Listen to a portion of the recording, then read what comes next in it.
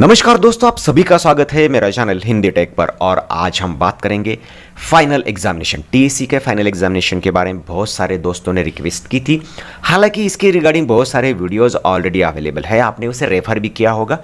इस वीडियो में हम ये भी देखेंगे कैसे देना है उसे, स्टेप बाय स्टेप वो भी हम देखेंगे।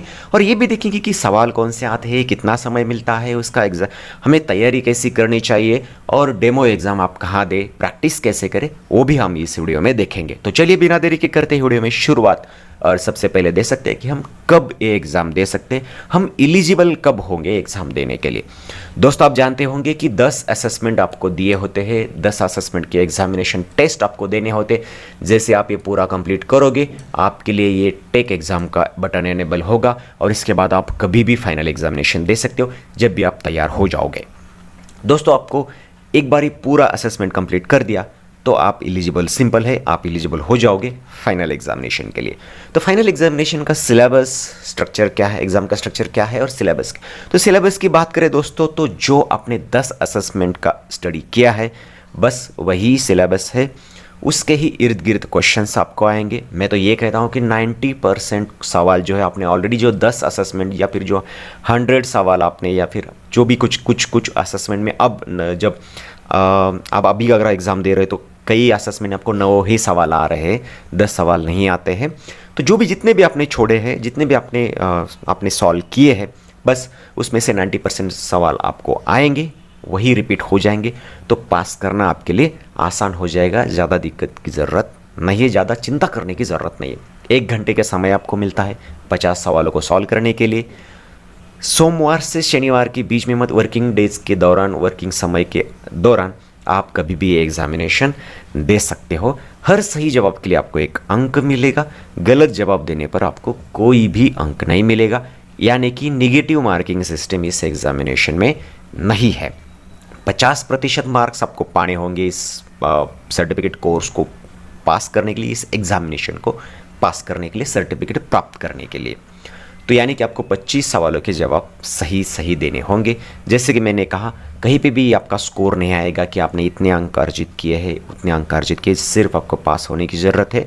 सर्टिफिकेट आपका जनरेट हो जाएगा, आप आसानी से उसे डाउनलोड कर पाओगे। तो चलिए अगले टॉपिक की तरफ जाते हैं। अगला टॉपिक है कि क्या तैयारी हम करें एग्जामिनेशन के पहले, हमें क्या क्या लगने वाला है।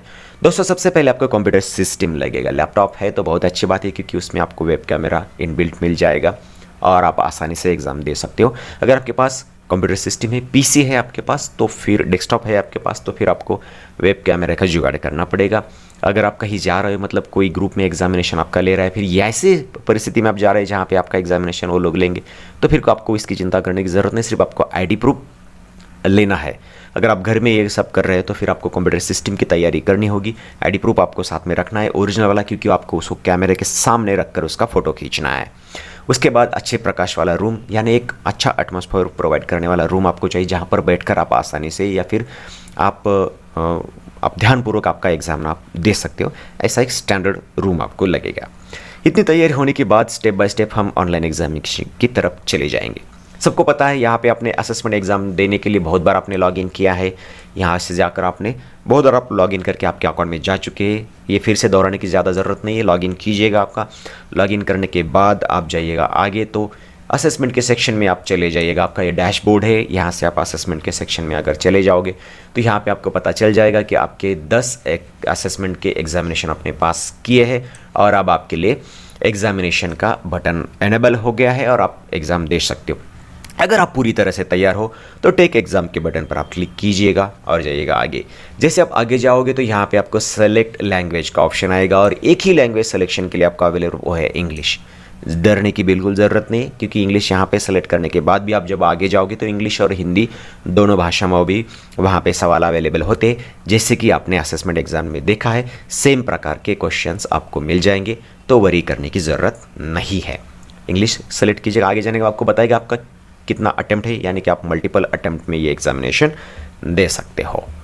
उसके बाद सबसे ज़्यादा इंपॉर्टेंट बात यह है कि आपको CSC सिक्योर ब्राउज़र डाउनलोड करना पड़ेगा। अगर आप ये सब अकेले से कर रहे हो तो फिर इसकी ज़रूरत पड़ेगी। अगर कहीं आप जा रहे हो किसी एग्जामिनेशन सेंटर में या फिर कोई आपके एग्ज़ाम अरेंज कर रहा है तो फिर ये सब उन्होंने किया होगा, आपको सिर्फ एग्ज़ाम देना है।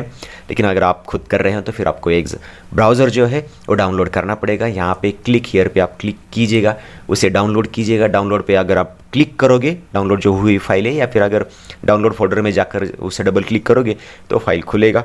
उसे स्टैंडर्ड जो प्रोसीजर होता है हमारा इंस्टॉलेशन का, next next next next next, हो गया इंस्टॉल। एक बार इंस्टॉल हो गया तो फिर आपको बताएगा कि क्या इस ओपन सेफ ब्राउज़र आपका जो है उसे खोल दिया जाए, तो यस आप उसे खोल दीजिएगा, यस बोल दीजिएगा। और उसके बाद अगला आपको स्टेप आएगा कि आपका फ़ोटो खींचना है, आपको आपका इमेज खींचनी है। तो फ़ोटो खींचने के लिए आपको सीधा बैठना है, ना कि ऐसा तिरछा बैठना है, सीधा बैठना है। और फ़ोटो खींचने के लिए आपको यहाँ पे क्लिक इमेज करोगे, यहाँ से आप आपका कैमरा सेलेक्ट कीजिएगा। अगर मल्टीपल कैमराज है तो फ्रंट कैमरा आप यहाँ से चूज़ कर सकते हो उसे, और उसे जो भी कैमरा है आपका आप उसे सेलेक्ट कर सकते हो। यहाँ पे फ़ोटो खींचिएगा, जैसे फ़ोटो खींचोगे आप यहाँ पर आपकी इमेज आ जाएगी। अगला स्टेप है आपके लिए फिर आपका आईडी कार्ड। आईडी कार्ड के लिए सेम आपको आईडी कार्ड हाथ में पकड़ना है, बिल्कुल इस प्रकार से नहीं, सीधा पकड़ो, फ़ोटो खींचो। फ़ोटो खींचने के बाद उसे आप सबमिट करो। सबमिट करने के बाद हो सकता है कि आपको कुछ वेटिंग करनी पड़े। जब आपका अप्रूवर जो है, आपका एडमिनिस्ट्रेटर जो है, आपके दोनों इमेज और आईडी ये करेगा, वेरीफाई करेगा आपके डेटा से, मैच होने के बाद आपको अलाउ करेगा और फिर आप अपना टेस्ट स्टार्ट कर सकते हो। जैसे आप टेस्ट स्टार्ट करोगे आपको वहाँ पे स्टैंडर्ड इंस्ट्रक्शंस मिल जाएगी। आप यहाँ से भी देख सकते हो, आपको 50 क्वेश्चन आएंगे, 60 मिनट का टाइम है, हर एक के लिए एक क्वेश्चन से, कोई नेगेटिव मार्किंग नहीं है। और कुछ स्टैंडर्ड इंस्ट्रक्शंस उन्होंने दिए, उसे भी आप ध्यानपूर्वक पढ़ सकते हैं कि अगर पावर फेलियर हुआ तो आप अपने टेस्ट एडमिनिस्ट्रेटर्स को कांटेक्ट कर सकते हो सकता है कि आपका टेस्ट रिकवर हो। अगर नहीं हुआ तो फिर आपका रीशेड्यूल किया जाएगा। अगर टेस्ट सबमिट नहीं हो रहा है, आपने पूरे आंसर दे दिए, टेस्ट सबमिट कर दिया, वो सिर्फ गोल गोल घूम रहा है, सबमिट नहीं हुआ, तो आप थोड़ा देर इंतज़ार कीजिएगा, फिर से आप सबमिट कीजिएगा, तो हो सकता है कि आपका सबमिट हो जाए।